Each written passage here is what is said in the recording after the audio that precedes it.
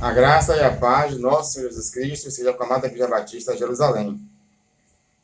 Gostaria de desejar um feliz ano novo a todos os amados irmãos, na presença do Senhor. E que este ano seja um ano de prosperidade espiritual e material, principalmente praticando aquilo que a palavra do Senhor diz, que é justamente o tema da nossa igreja para este ano.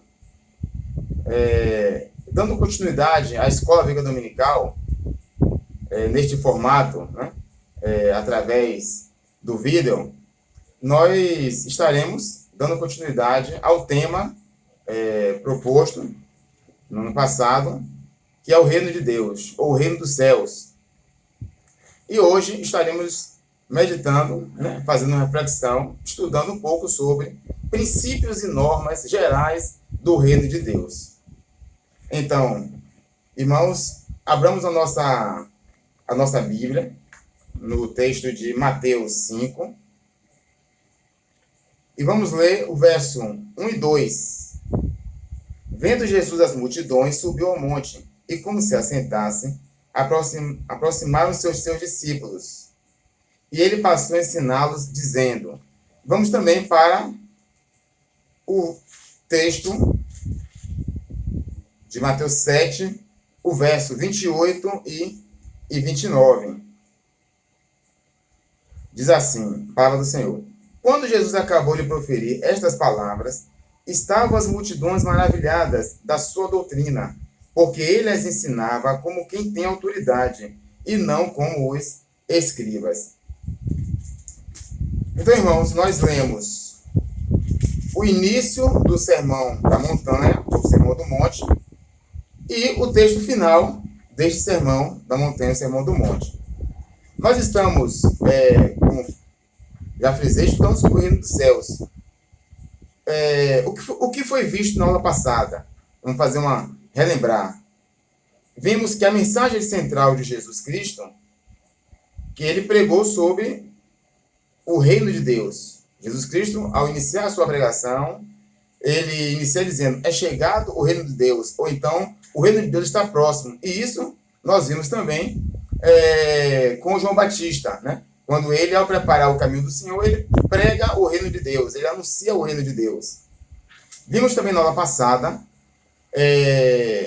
sobre os evangelhos sinóticos, Mateus, Marcos e Lucas, que são evangelhos parecidos, contam as mesmas histórias, têm praticamente as mesmas narrativas.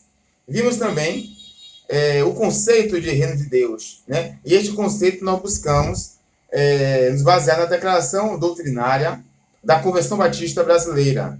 Nós vimos que o reino de Deus é o domínio soberano, universal e eterno de Deus, no coração dos homens que voluntariamente a ele se submetem pela fé, aceitando-o como Senhor e Rei. E sua consumação ocorrerá com a volta de Jesus Cristo, no qual haverá o juízo final e a eternidade dos salvos com Cristo. Então, esta é a definição de reino de Deus que nós vimos na semana passada. Também vimos como foi que Jesus, né, falou sobre o reino de Deus. Né? Ele utilizou sermões, parábolas, exortações, como, por exemplo, o texto que nós vamos basear no estudo de hoje é o Sermão da Montanha. E através deste texto, principalmente as bem-aventuranças, nós estaremos balizando os estudos próximos das próximas EBDs. Jesus fazia os sermões, as parábolas e exortações, demonstrando compaixão pelas pessoas, pelas almas perdidas que precisam ser salvas. Então ele não pregava de uma forma assim, vamos dizer assim, hermética, fechada, como se fosse uma forma robótica. Né? Ele pregava porque ele sentia a compaixão pelas almas. Ele via a necessidade que as pessoas tinham de serem alcançadas pelo reino de Deus. E também nós vimos, né, das responsabilidades do cidadão do reino dos céus. Fizemos um breve comentário. E o que veremos hoje? Né? Qual é o objeto de estudo do EBD de hoje? Nós estaremos falando sobre princípios gerais do reino de Deus, que é o tema do nosso estudo de hoje. Apresentados por Jesus nos capítulos 5, 6 e 7 de Mateus. Então vamos dar uma passeada nestes 3 capítulos. Normas gerais do reino de Deus. Veremos quais são as normas gerais do reino de Deus. Veremos os princípios, veremos as normas gerais.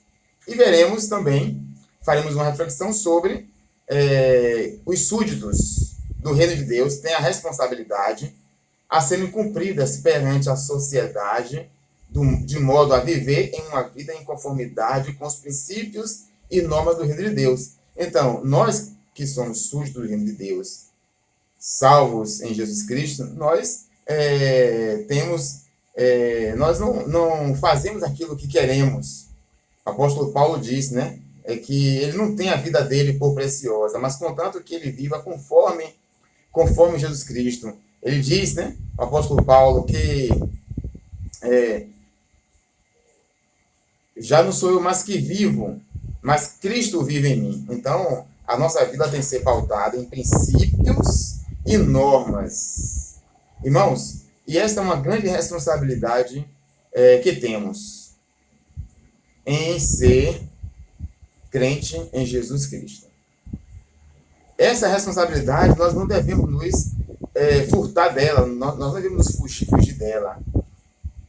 É uma responsabilidade que Jesus chama a atenção nestes textos aqui, que como arautos do reino dos céus, nós devemos ser sal e luz. E como arautos do reino dos céus, como pregadores do reino dos céus, nós devemos ensinar aquilo que está na sua palavra. Então, a interpretação da palavra, ela não é conforme o meu querer. E Jesus vai ensinar isso. Ele vai dizer, ele diz, ouvistes o que foi dito, eu, porém, vos digo. Nós vamos observar isso aqui também, ao longo do nosso estudo.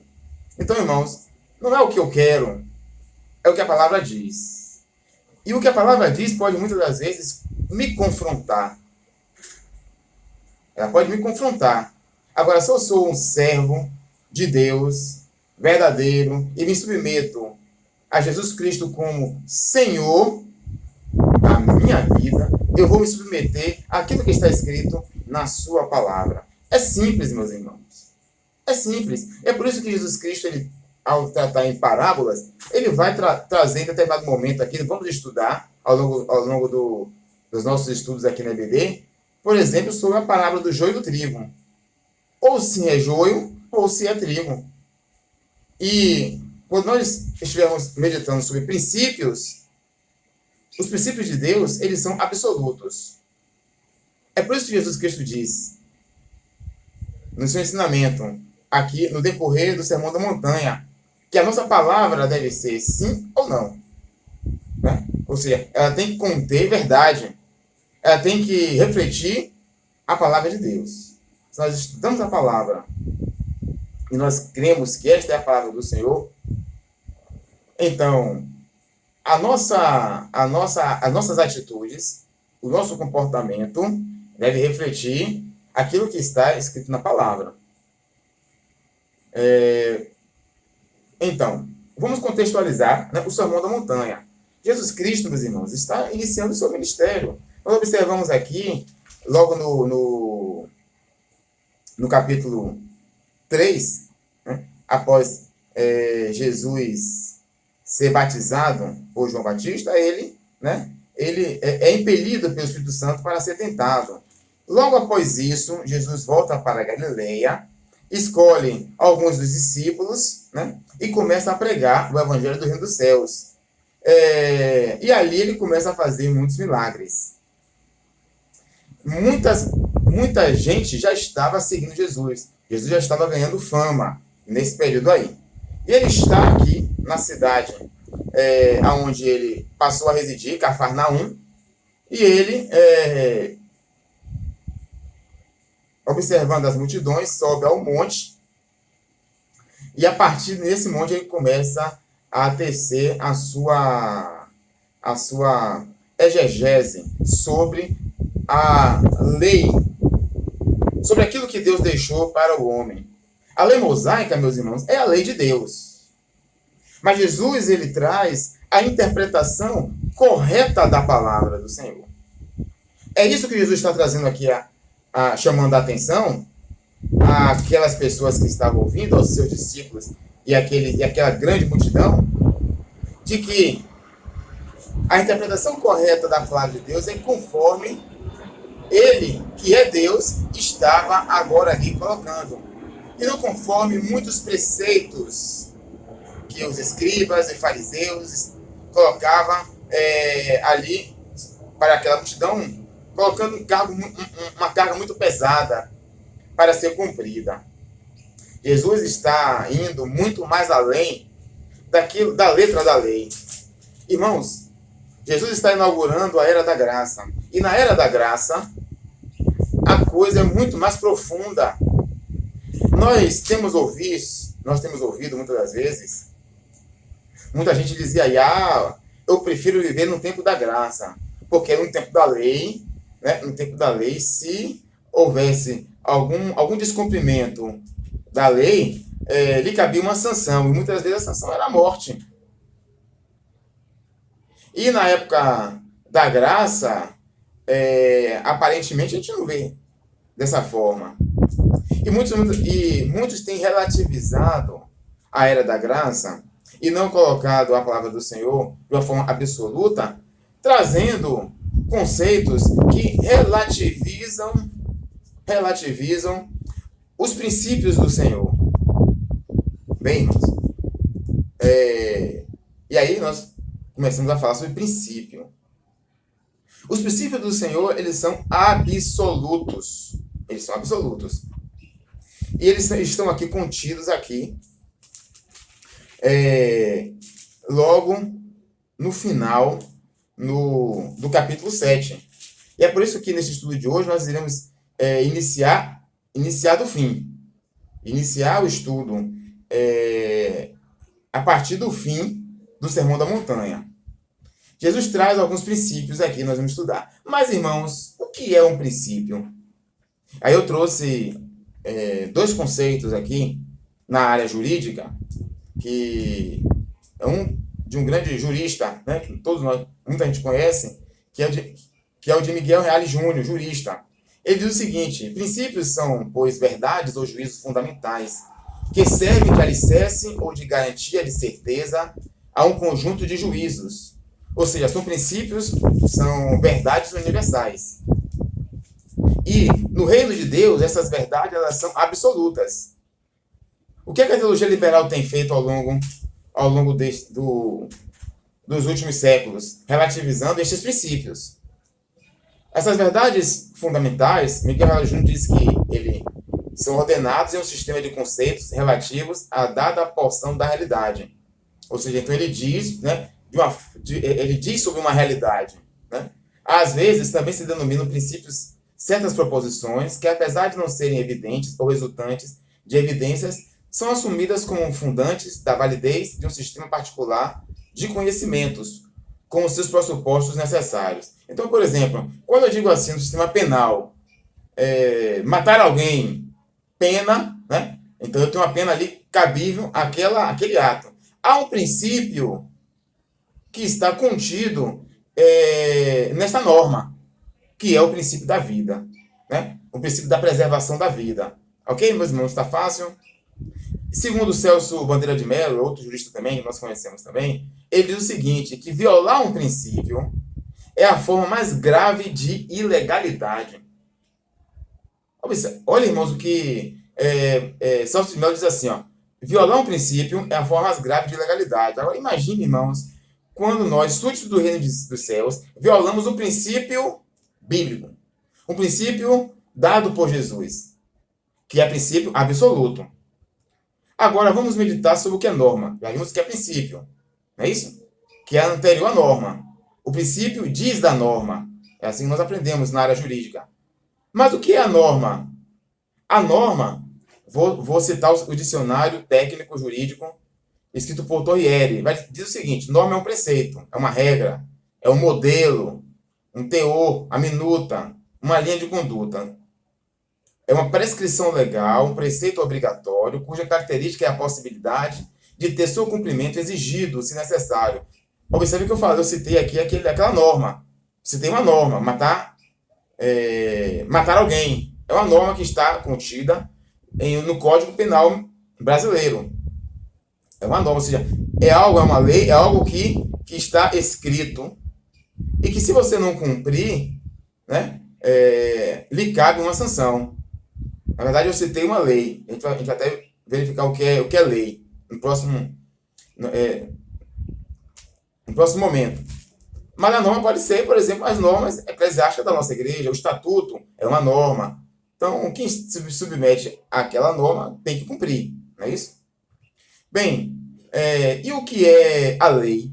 O que é a lei? Lei, segundo Miguel Reale Júnior, é toda a relação necessária de ordem casual ou funcional estabelecida entre dois ou mais fatos, segundo a natureza que lhes é própria. Então, a lei ela vai dizer do fato. Né? Então, ela vai normatizar determinada conduta. Ok, irmãos? Então, faço aí, né? Retornando aqui ao texto de Mateus, que nós lemos.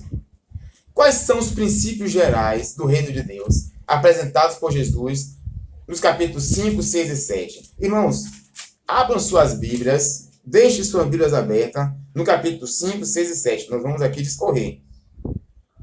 Abra sua Bíblia agora, irmãos, no capítulo 7. Observe a partir do 13. A partir do 13 até o verso 27, Jesus vai tratar de princípio. Ok? Jesus aqui vai tratar de princípio. Jesus, ele vai, no verso 5, quando ele trata das bem-aventuranças, ele vai trazer normas de conduta. Não é isso? A partir do verso 21, Jesus agora vai falar da norma e vai interpretar a lei. Mas, a partir do verso 13 do capítulo 7, os irmãos estão com as Bíblias abertas aí, Jesus vai trazer princípios.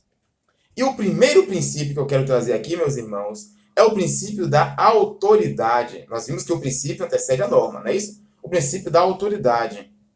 O princípio da autoridade está aqui, irmãos, escrito aqui, ó. Quando Jesus acabou de proferir essas palavras, estavam as multidões maravilhadas de sua doutrina. Aqui é Mateus discorrendo, né, fazendo um comentário sobre o Sermão da Montanha. Porque ele as ensinava como quem tem autoridade. Princípio da autoridade. Irmãos, se Jesus é o meu Senhor, ele é autoridade sobre a minha vida. E esta palavra aqui, ela tem autoridade. Ela tem autoridade. Inclusive, até quando nós estudamos sobre o cânon, um dos critérios para se estabelecer o cânon é o critério do princípio da autorização. A gente diz que esse texto aqui é um texto autoritativo, porque ele tem autoridade. Ou seja, o que está escrito aqui, eu tenho que cumprir, eu tenho que observar, eu tenho que analisar e aplicar para a minha vida. Então, Jesus ensinava como tem autoridade. Então, é o primeiro princípio, o princípio da autoridade. A autoridade de Jesus Cristo sobre minha vida, a autoridade da sua palavra. Então, irmãos, qualquer outro texto, qualquer outro livro, qualquer ensino dentro do reino de Deus, ele tem que referenciar a palavra. Esta é a base, este é o parâmetro, é um princípio. O segundo princípio que eu quero trazer aqui é que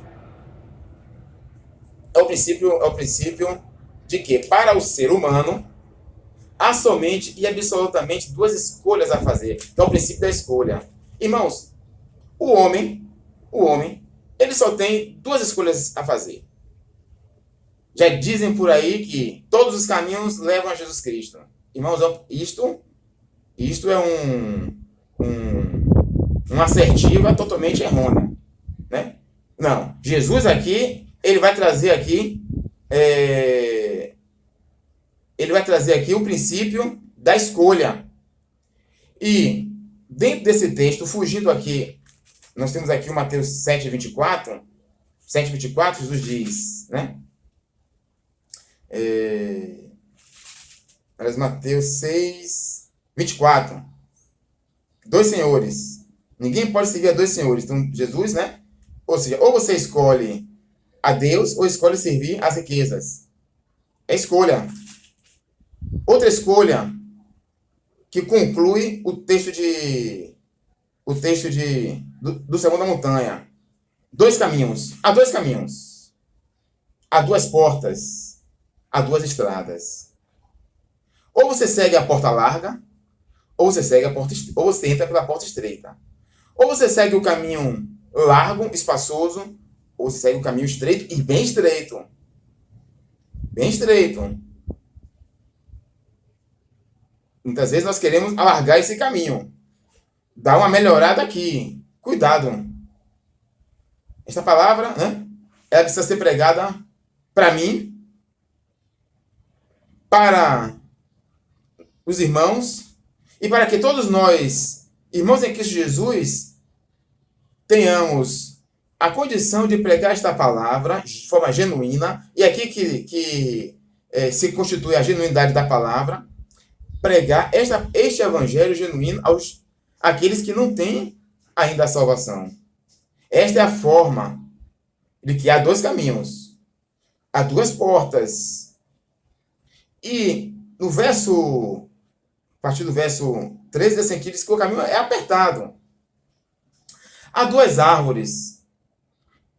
Ou eu, ou você, somos árvores boas, ou árvores ruins, ou árvores más.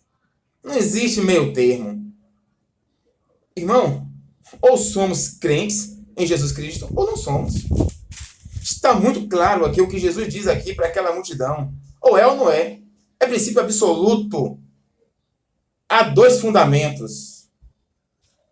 Ou você pratica a palavra de Deus, ou você não pratica a palavra de Deus.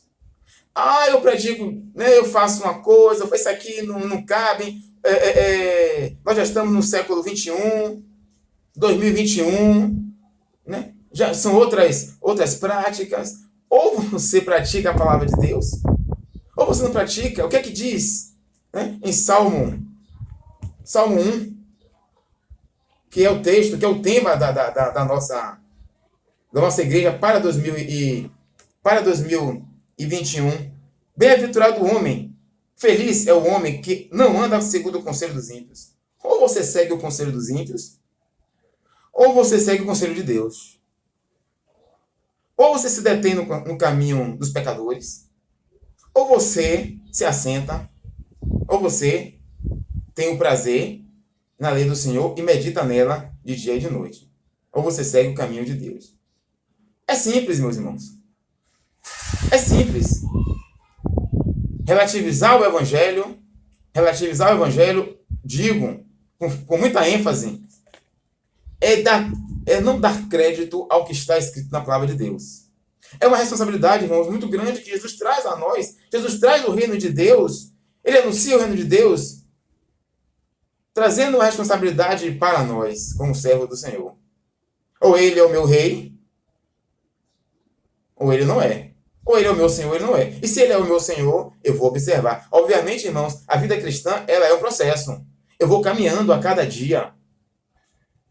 A cada dia eu vou melhorando. Eu posso até cair. E a palavra de Deus, ela prevê isso. Mas eu me coloco diante do Senhor e Ele me sustenta, Ele me levanta. Porque a nossa firmeza é na palavra. Bem, o terceiro princípio que eu quero trazer aqui é o princípio do livre-arbítrio. Muito parecido, né? Com o da escolha. Deus, né? Ele está preocupado conosco. Mas Ele nos dá a responsabilidade de escolher o livre-arbítrio. A resposta que o homem dá aos princípios citados, ele qualifica o indivíduo diante de Deus e dos homens. Aí eu pergunto, irmãos, a que autoridade eu e você nos submetemos? Qual é a autoridade? A autoridade de Cristo? Ou a autoridade dita pelo mundo? Quem é de fato o meu Senhor e o seu Senhor? Somos súditos do reino de Deus? Somos filhos de Deus? Que caminho você escolhe para a sua vida? Que caminho eu escolho para a minha vida? Que decisões eu vou tomar? Eu coloco as minhas decisões diante do Senhor? Que tipo de obra você produz? O que você tem feito? Quais são seus frutos? Quais são seus frutos? Quais são os meus frutos? Qual o fundamento que norteia você, o seu pensamento? O meu pensamento está norteado. Eu interpreto a filosofia, aquilo que é colocado todos os dias na mídia. Eu coloco aquilo ali como um preceito para a minha vida ou busco primeiro a Bíblia, a palavra do Senhor, para a minha vida como um preceito? Irmãos, né? Há um hino canto cristão que todos conhecem. E aí, que diz assim, para você, meu amigo, irmão, que está ouvindo esta palavra do Senhor aqui, esta reflexão, qual a sua escolha? O que você escolhe? Diz o hino do cantor cristão, meu amigo, hoje tu tens a escolha, vida ou morte, qual vais aceitar? Amanhã pode ser muito tarde, hoje Cristo te quer te salvar. Jesus está lhe chamando, meu amigo, meu irmão. Mas Jesus está nos dando responsabilidade também nós como crentes em Jesus Cristo. O quarto princípio, o princípio qualificador do salvo. Você é salvo? Eu sou salvo? Temos a certeza da salvação? Ótimo. Que qualifica o salvo? Mateus 7:21 vai dizer o seguinte, ó. Muitos naquele dia hão de dizer-me, Senhor, Senhor, porventura não temos nós profetizado em teu nome, e em teu nome não expelimos demônios, e em teu nome não fizemos muitos milagres? Irmãos, a grandeza das obras não qualifica o salvo em Cristo Jesus, mas apenas os méritos de Cristo. A obra do salvo é movida pelo agir de Deus. Irmãos, fazer milagres, fazer curas, pregar, isso aí não diz muita coisa se a pessoa é salva ou não. O salvo, ele cumpre a vontade de Deus. Muitas vezes nós estamos na igreja ou em qualquer local fazendo uma atividade sem cumprir a vontade de Deus. Será que a atividade que nós estamos exercendo aqui, como professor de EBD, como levita, como fazendo qualquer outra atividade na igreja, por exemplo, será que isso glorifica a Deus? Será que nós estamos cumprindo a vontade de Deus? Então, quarto princípio, que é o princípio qualificador do salvo. Nós somos salvos pelos méritos de Cristo, a sua obra salvífica ali na cruz. Então, meus irmãos, nós tratamos dos princípios. Agora vamos falar da norma, das normas gerais de Deus. E aí agora, saímos do texto de Mateus 7, vamos agora retornar para o princípio. Mateus 5. Mateus 5. Jesus aqui, a partir do verso 3 ao verso 12, ele fala das bem-aventuranças. Né? Felizes. Ele remonta ao texto de Salmos 1, não é isso? Né? Bem-aventurado, né? Salmos, versículo 1 e 2, que nós já lemos. Quais são as normas gerais do reino dos céus? Eu trouxe aqui duas normas gerais. A primeira norma geral é que a verdadeira felicidade do homem consiste em observar o que diz a palavra de Deus na sua inteireza. E não partes dela, na sua inteireza. As bem-aventuranças traz o texto de Salmos 1 e 2 de modo prático, tornando o Senhor Jesus como conselheiro a ser ouvido. Então, ele é o conselheiro. Lembra que, né? Ele foi dito pelo anjo que ele será maravilhoso conselheiro. Não é o texto de Isaías. Ele é o nosso conselheiro. E como conselheiro, ele traz aqui virtudes que todo cristão deverá buscar, parecendo-se com Cristo. A partir do verso 21, nós vemos aqui que Jesus agora passa a interpretar a lei. 21 do capítulo 5 de Mateus. Jesus agora passa a interpretar a lei da forma correta. Então, irmãos, nesta interpretação, observe aqui alguns versículos. Interessante. Verso 21. Ouvistes que foi dito aos antigos. 22. Eu, porém, vos digo. Olha o 27. Ouvistes que foi dito. 28. Eu, porém, vos digo. Olha o 31. Também foi dito. 32. Eu, porém, vos digo. Isso, observe, ocorre o tempo todo no texto do Sermão da Montanha. Verso 33. Ouvistes que foi dito aos antigos. 34. Eu, porém, vos digo. Olha o 38, mesma coisa. Olha o verso 39. E olha o verso 43 e olha o verso 44. Ouvistes que foi dito? Eu, porém, vos digo. Vocês aprenderam assim, na lei mosaica. Mas eu que sou Deus, Jesus dizendo, eu que sou Deus, eu estou dando a interpretação correta à lei. Então, irmãos, primeira norma geral, praticar aquilo que Jesus diz. E nas próximas EBDs nós vamos discorrer sobre isso aqui. Né? Nós vamos fazer as referências, né? Vamos referenciar os versículos das bem-aventuranças com todo o texto de Mateus 5, 6 e 7, com os sermões, com as curas e milagres que Jesus fez, tomando como referência o texto de Mateus. Né? Todo o livro de Mateus. A segunda norma geral que nós queremos trazer aqui é que a verdadeira prosperidade, observe, irmãos, nós temos hoje um evangelho mercadológico. Né? As pessoas vão querendo receber a sua bênção. Né? E na cabeça é a bênção material. Né? Mas essa renúncia aqui que nós estamos trazendo aqui, poucos querem. Poucos querem. Jesus diz, muitos serão chamados, poucos escolhidos. Na segunda norma, a verdadeira prosperidade na vida cristã é se pautar em imitar o caráter de Cristo evidenciado no rol das bem-aventuranças. O caráter de Cristo está evidenciado.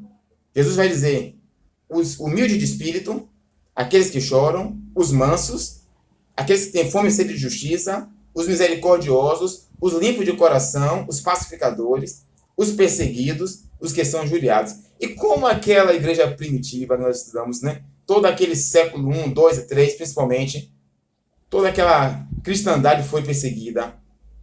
Quantos foram perseguidos? Muitos. Para que esta palavra, né, pudesse ser pregada. Bem, continuando, indo para a terceira e último bloco do nosso estudo de hoje, é que os súditos do reino de Deus têm a responsabilidade a serem cumpridas perante a sociedade. Irmãos, nós estamos no mundo, Jesus diz, mas não somos do mundo, mas estamos no mundo. E por estarmos no mundo, nós temos que viver em conformidade com os princípios e normas do reino de Deus. Jesus aqui nesse texto aqui, ele traz três circunstâncias para que nós vivamos a palavra do Senhor com responsabilidade perante a sociedade. Primeiro, temos que ser sal da terra. Temos que influenciar. Não é isso? Impregnar. Aonde estivermos, a palavra do Senhor está aí também sendo pregada. Nós temos que ser luz do mundo, né? Com sal, verso Mateus 5,13. Como luz do mundo, verso Mateus 5,14 e 16. Aí Jesus diz, assim brilhe também a vossa luz diante dos homens, para que vejam as vossas boas obras e glorifiquem a vosso Pai que está nos céus. Influenciar. As pessoas têm que saber que nós somos crentes em Jesus Cristo. Aonde nós estivermos. Que o nosso pensar, o nosso agir, ele é pautado na palavra do Senhor. E a terceira responsabilidade que Jesus nos dá é que devemos cumprir o mandamento do Senhor Jesus, cumprindo a justiça de Deus. Irmãos, Mateus 5, 19 e 20, e nós vamos discorrer isso nas próximas EBDs. Diz assim, aquele, pois, que violar um desses mandamentos, posto que dos menores, assim ensinar aos homens, será considerado mínimo no reino dos céus. Aquele, porém, que nos observar e ensinar, esse será considerado grande no reino dos céus. Porque vos digo que, se a vossa justiça não exceder muito a dos escribas e fariseus, jamais entrarei no reino dos céus. Então, irmãos, pode parecer determinadas situações, mas isso é uma besteira. Isso aqui não tem nada muito a ver, não. Mas nós, como servos do Senhor Jesus Cristo, servos do Senhor, ele não é o Senhor, como súditos do reino, nós vamos analisar e verificar que aquela circunstância, aquele ato, por menor que seja, não condiz com aquilo que a palavra do Senhor diz para o nosso viver diário. Finalizando, irmãos, concluindo, Jesus diz em Mateus 22, verso 37 a 39, né, discorrendo sobre toda a lei, tudo aquilo que ele traçou aqui, logo no início do seu ministério, de que, né, cumprir a lei do Senhor, os mandamentos do Senhor é justamente você cumprir, né, dois mandamentos. Jesus respondeu: ame o Senhor, o seu Deus, de todo o seu coração, e de toda a sua alma, e de todo o seu entendimento. Irmão, nós estamos Deus é o nosso Deus, amado de todo o nosso coração, de toda a nossa alma. Este é o grande primeiro mandamento. Resume tudo isso aqui. E o segundo é: ame o seu próximo como a você ama a si mesmo. Destes dois mandamentos depende toda a lei e os profetas. Irmãos, que Deus nos abençoe. Que Deus nos dê sabedoria, inteligência para que nós possamos viver esta palavra.